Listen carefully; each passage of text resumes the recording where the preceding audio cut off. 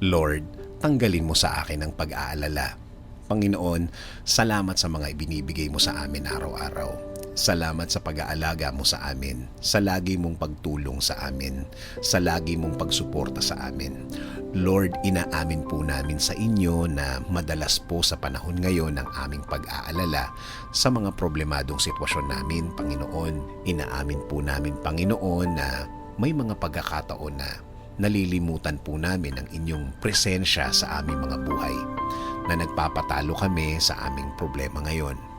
Dahil na rin, Panginoon, na nadadaya kami ng aming kalagayan ngayon, na kung titingnan ng kahit na sino ay parang walang katiting na pag-asa ang makikita, Lord.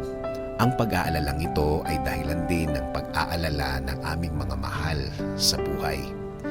The more na nag-aalala kami, mas doble ang sa kanila, Panginoon. Panginoon, alisin niyo po ang nararamdaman po naming ito. Alisin niyo po ang aming pag-aalala sa aming mga puso, ang takot sa mga darating na araw.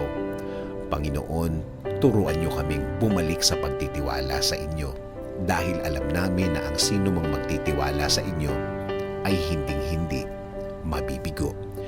Teach us to have faith in you, God. Take away all these worries that we are feeling now. Teach us to be faithful again. Teach us to believe in you again, God. Ngayon, Panginoon, hindi na kami magbabase sa aming sitwasyon. Kahit ang mga salita ng mga tao nasa paligid namin ay hindi namin gagawing guide sa araw-araw, Panginoon.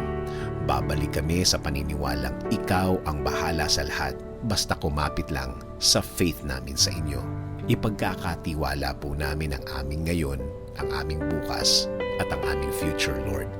Because we believe that you are a God that provides, that helps, that protects. And Lord, provide blessings also to our country, Lord.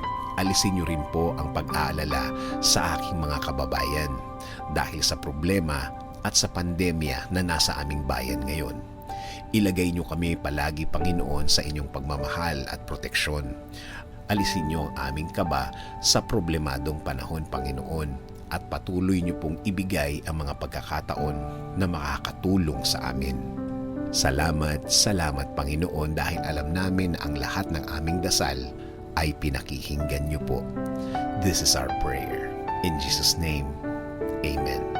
Sabi nga sa Proverbs 18:10, the name of the Lord is a strong tower. The righteous run into it and are safe.